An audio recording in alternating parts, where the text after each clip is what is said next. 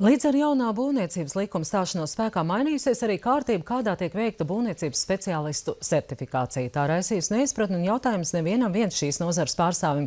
Iepriekš certifikātu speciālistiem tika izsniegt uz 5 gadiem, tad arī bija jāveic vienreizējs maksājums.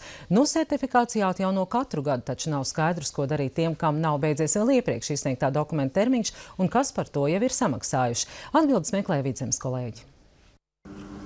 Būvdarbu vadītājs Harijs Joniškāns stāsta, ka savu speciālista certifikātu atjaunojas pagājušajā pavasarī, samaksājot 140 eiro.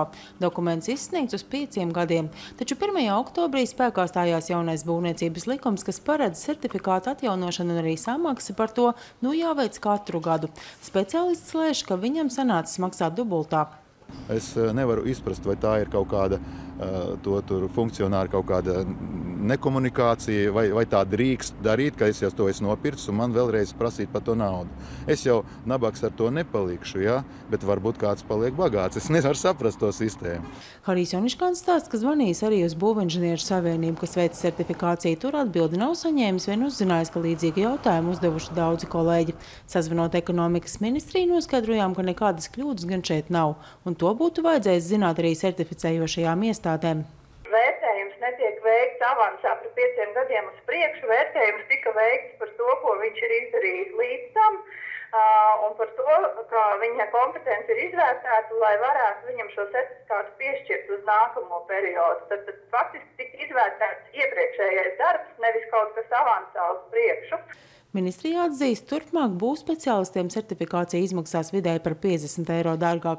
Tas skaidrojams ar to, ka izveidota būvniecības informācijas sistēma, kurā tad arī elektroniski ikvienam nozares speciālistam būs jāsniedz ziņas par savu darbību un ar tās starpniecību certifikāti tiks atjaunoti. Šī gadējā samaksa tad arī tiks tērēta sistēmas uzturēšanai.